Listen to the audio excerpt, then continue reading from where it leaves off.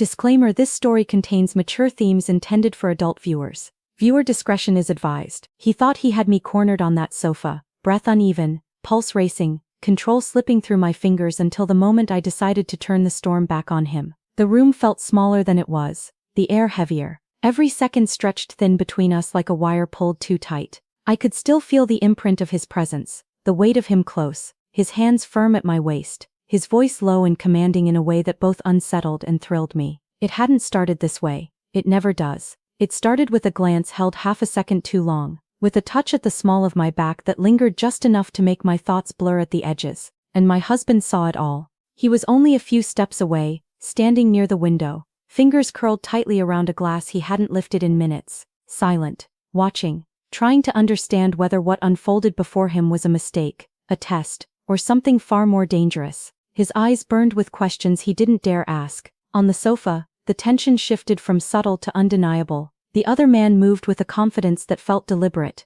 almost calculated. He leaned close enough for me to feel the warmth of his breath against my cheek. His voice brushed my ear like a secret meant only for me. His touch wasn't gentle, it was certain, as if he believed I would fold beneath it. For a moment I almost did. My heart pounded, not just from the closeness but from the awareness of being seen, judged, desired.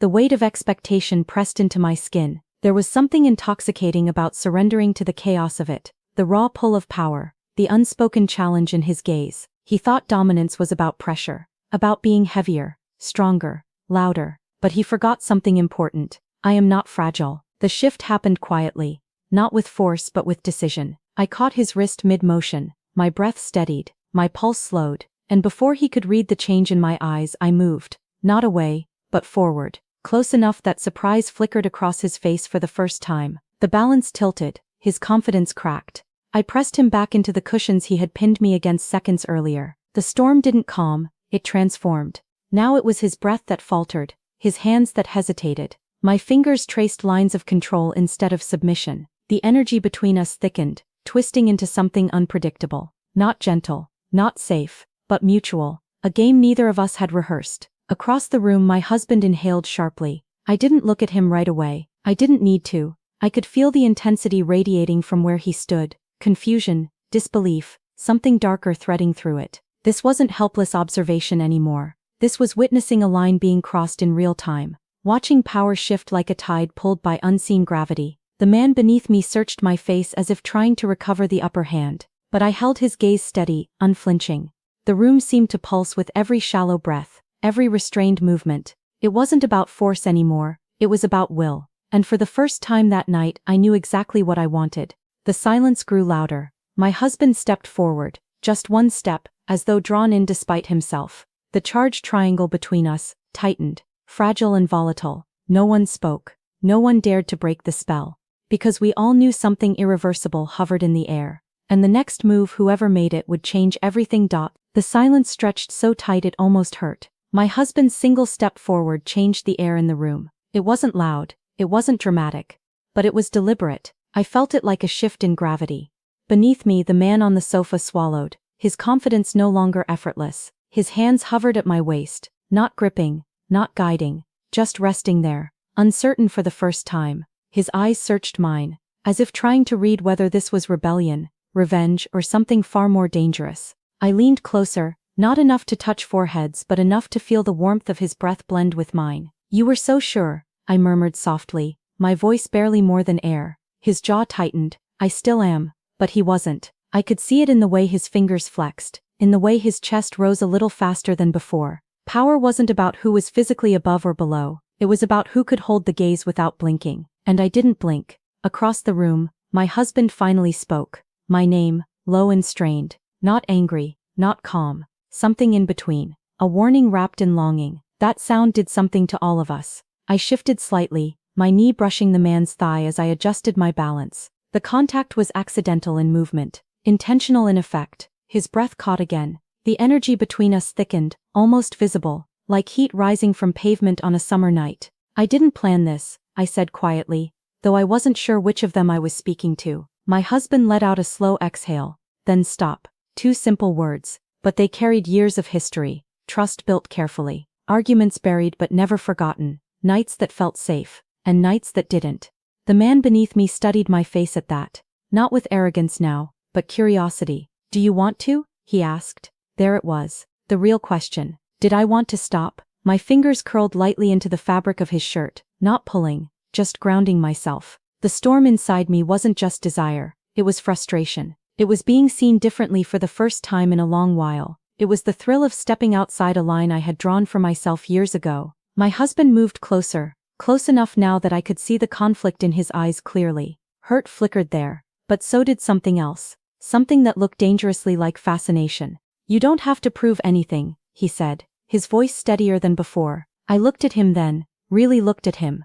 The man who knew my quiet moods, the man who had memorized the curve of my smile, the man who now stood watching another person's hands rest on me and hadn't walked away. "Maybe I'm not proving," I replied softly. "Maybe I'm choosing." The man on the sofa shifted slightly under me, testing the tension without breaking it. His hand moved, slowly, deliberately from my waist to my wrist, turning it just enough to feel my pulse beneath his thumb. Not possessive, not forceful, just aware. My heartbeat betrayed me. We stayed like that for several suspended seconds, 3 adults bound together by something unnamed.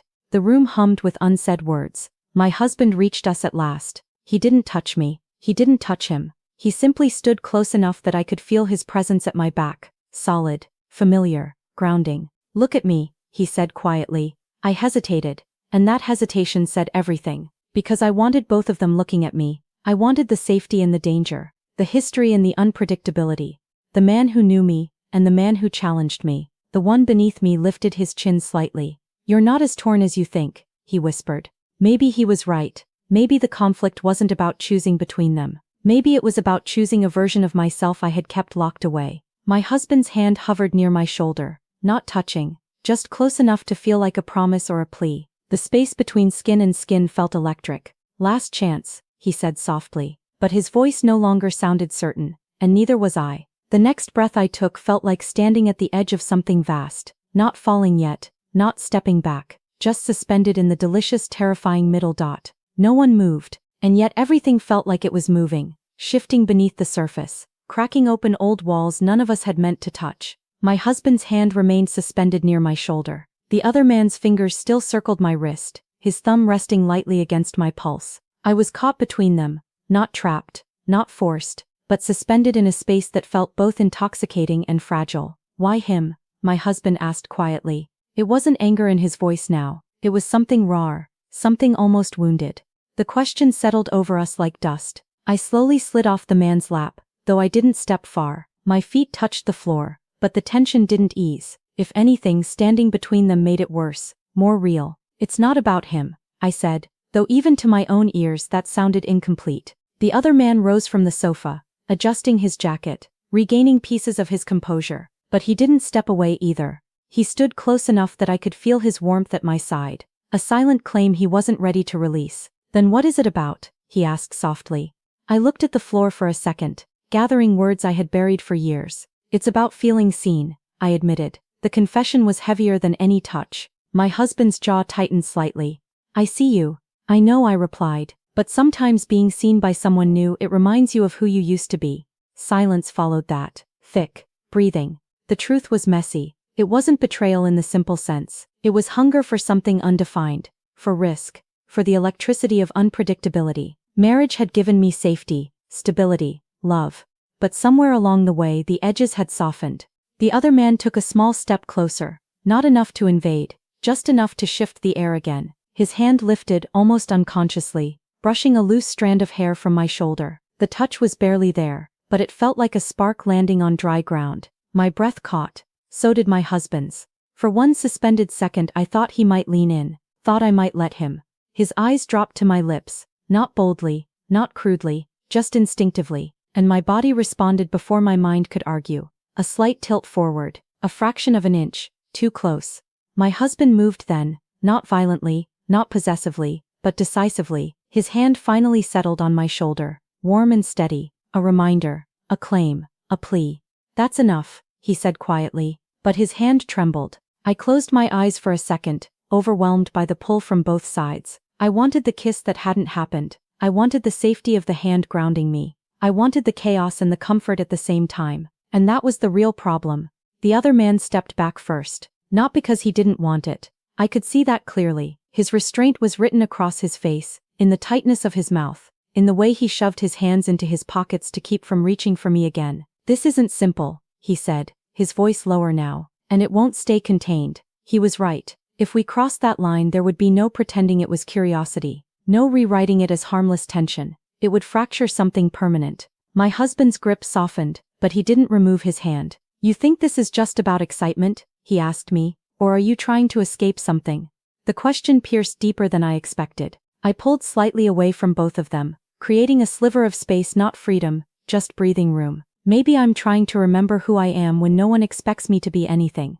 The room fell still again. The other man's gaze softened, losing its earlier edge of challenge. "You don't need me to remember that." "Maybe not," I whispered, but the truth lingered unsaid. I wanted him to witness it. The distance between us now felt sharper than the closeness had, charged, unresolved. My lips still tingled from a kiss that hadn't happened. My shoulder burned where my husband's hand had rested. No one spoke. No one dared to move first, because we all knew the next step forward or away would define everything, and none of us were ready to decide. The space between us felt thinner than air. No one had left. No one had spoken. And yet something fragile had shifted, like the quiet before a storm finally breaks. I stood there, barely a step away from both of them, my pulse loud in my own ears. The room seemed smaller now, as if the walls had leaned in to listen. My husband's eyes hadn't left my face. The other man's gaze hadn't softened either. I felt held in place by nothing but attention. "I didn't mean for this to happen," I whispered. It wasn't an apology. It wasn't a defense. It was simply the truth. The other man tilted his head slightly, studying me as if I were something rare and breakable. "You don't look like you regret it." The words landed softly but deeply. My husband inhaled slowly, his restraint visible in the tightness of his shoulders. "That's what scares me." Scared. That word changed everything, because beneath the tension, beneath the hunger and pride and challenge, there was fear. Fear of losing, fear of wanting, fear of discovering something about ourselves that couldn't be undone. I took a step forward, not toward one of them, but into the space between. My fingers brushed against the back of the sofa for balance. The movement was small, but it forced them closer to me, forced them to breathe the same air. "I feel alive right now," I admitted, my voice shaking just slightly, "and I don't know what that says about me." My husband's expression cracked at that, not in anger but in recognition. "It says you've been quiet for too long," he replied. The other man's jaw flexed, as if he were holding back something heavier than words. "It says you've been holding yourself back." Both of them were right, and that was the problem.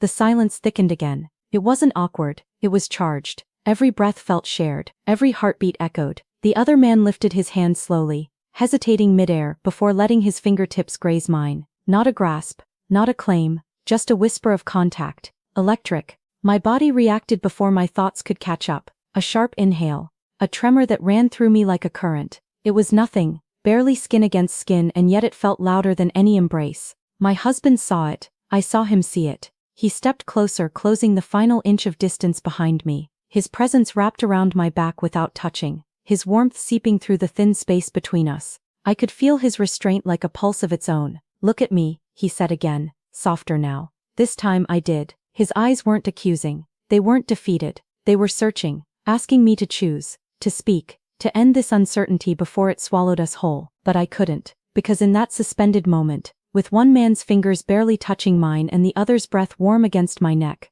I didn't feel divided. I felt powerful. "I don't want to lose you," my husband said quietly. The confession hung in the air. The other man's hand stilled against mine. His voice when he spoke was lower than before. "And I don't want to be the reason you do." That honesty cut deeper than any rivalry could have. My throat tightened. My fingers curled slightly, not pulling either of them closer, not pushing away, just existing in the heat of it. "Then why does this feel so inevitable?" I whispered. No one answered. The other man's gaze dropped briefly to my lips again. My husband's hand hovered near my waist, trembling with restraint. The air between us felt like it might spark at any second. I leaned, just barely, not enough to commit, not enough to retreat. My eyes fluttered closed for half a breath. And in that almost moment, when 3 heartbeats aligned and the world seemed to narrow to nothing but warmth and wanting, the lights flickered. A soft sound outside the window broke the spell, but none of us moved, because whatever had almost happened hadn't disappeared. It was still there, waiting. Rain began softly, a distant whisper against the windows as if the night itself had decided to lean closer. No one spoke when the first drop traced down the glass. The flicker from earlier had settled into a warm low glow from the lamps, bathing the room in amber light. Shadows moved gently across the walls, turning sharp edges into something tender. It wasn't sudden, it wasn't reckless, it was quiet surrender. My husband was the first to step fully into the space, not with dominance, not with hesitation, with intention. His hand slid around my waist, firm but careful, as if he were reacquainting himself with something he loved but hadn't held this way in too long. The other man didn't interrupt. He stood close enough to feel the shift, close enough that the heat of all three of us mingled in the dim room, but he waited. His eyes searched mine one last time, asking without words whether this was truly the moment. It was. I reached for him, not urgently, not wildly. My fingers found the lapel of his jacket, curling into the fabric, pulling him just close enough that our breaths intertwined. My husband's hand tightened slightly at my waist, not to stop me, but to stay connected. The rain grew heavier outside, streaking the window in silver lines. Thunder rolled far in the distance, low and steady, like a heartbeat echoing the one in my chest. "You don't have to choose," my husband whispered against my hair. The words weren't permission, they were trust. And trust felt more intimate than anything else. The space between us collapsed slowly. My forehead brushed against the other man's temple, a soft collision of warmth and breath. My husband's chest pressed gently to my back, grounding me, reminding me of history, of vows, of shared nights and shared mornings. Skin met skin through thin layers of fabric, not urgent, not frantic, just heat finding heat. Their hands moved carefully, one tracing the curve of my arm, the other resting steady at my hip. No claiming, no conquering, just presence, just acceptance of what had been building for too long to ignore. I exhaled, and it felt like letting go of years. The other man's lips hovered near my cheek, close enough to feel, not quite touching. My husband's breath warmed the curve of my neck. My body responded to both, not divided, not confused, but alive. Their bodies spoke the words none of us could form. We weren't breaking something, we were breaking open. The rain's rhythm filled the pauses between shallow breaths. Fingers intertwined, mine with his with mine, until it was impossible to tell where one touch ended and another began. My husband turned me gently, slowly, until I faced him. His eyes were dark, not with anger, but with intensity I hadn't seen in years. He kissed me then, soft at first, familiar, deepened by everything unsaid, and when I pulled back, it wasn't to retreat, it was to share the moment. My gaze shifted, and the other man stepped closer, his hand brushing my jaw in a touch so restrained it almost hurt. My breath melted into his. The kiss that followed wasn't possession, it was question and answer at once. It was tension dissolving into something warmer, heavier, undeniable. Behind me my husband's hands remained at my waist, steady and unshaken. Three shadows merged against the wall, blurred by lamplight and rain. The world outside disappeared. No past, no future. Just this suspended night where longing finally exhaled. And as thunder rolled again in the distance, we let the storm inside us rise, not chaotic now but shared. Right at the edge of too much, right before the night carried us somewhere there would be no turning back.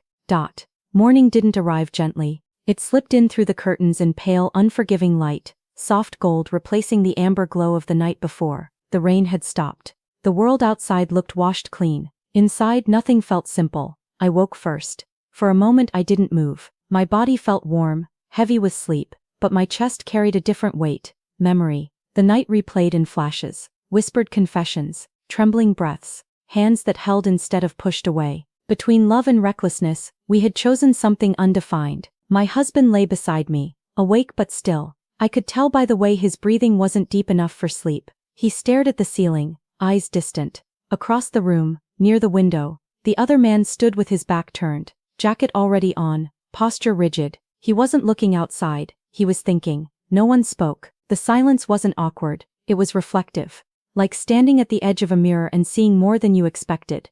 I sat up slowly, pulling the blanket around my shoulders. Not out of modesty but instinct. The air felt cooler now. "Say something," I whispered. My husband turned his head slightly toward me. His expression wasn't angry. It wasn't broken. It was searching. "Do you regret it?" he asked. The question hung there, fragile and sharp. I opened my mouth, then closed it again. Regret wasn't the right word. What I felt was heavier, complicated, honest. "No," I said finally, "but I don't fully understand it either." The other man exhaled softly from across the room. "It wasn't just about desire," he said it carefully, like someone stepping across thin ice. "It wasn't escape," I added quietly. At least I don't think it was. My husband sat up then, elbows resting on his knees, hands clasped. Then what was it? I looked between them, at the familiarity in one face, the intensity in the other. It was the first time in a long time that I felt completely seen, I admitted, by both of you. That truth shifted something. The other man finally turned around. His eyes met mine, softer now, stripped of challenge. And what happens today? He asked. The question wasn't about logistics, it was about consequences. Before I could answer, a sharp knock echoed through the apartment. All three of us froze. Another knock, firmer this time. He exhaled slowly. I care about her, he said, voice steady now. But what happened here? It wasn't love. It was something unresolved inside me. His honesty hurt, but it also freed something. His fiancée's shoulders lowered just slightly, as if the truth, even painful, was easier to carry than doubt. She didn't cry. She simply nodded once, absorbing the fracture and the clarity at the same time. I think we both have things to figure out, she said quietly. And that was that. No dramatic collapse, no shouting, just the quiet unraveling of illusions. They left together, not hand in hand, but side by side. The door closed softly behind them, leaving the apartment suspended in the pale morning light. It was just my husband and me again. The room looked different now, not charged, not stormy, just real. He didn't speak right away. He walked toward the window, drawing the curtains back fully. Sunlight spilled across the floor, illuminating every corner we had tried to hide in the night before. I almost lost you, he said, not turning around. You didn't, I replied gently, but I could have. That was the part we couldn't ignore. I stepped closer to him, not cautiously this time, but intentionally. Last night wasn't about leaving, I said, it was about remembering. He finally faced me. Remembering what? Who we are when we're honest. The tension that had defined the night was gone, but something deeper had taken its place. We had stood at the edge of something irreversible, and instead of falling apart we had looked directly at what was missing. Excitement, attention, choice. We hadn't needed another person for that. We needed courage. His hand reached for mine, slow, deliberate, familiar, our fingers intertwined with the kind of intimacy that comes from years, not impulse. Are we okay? He asked. I smiled faintly. We're not perfect. That wasn't the question.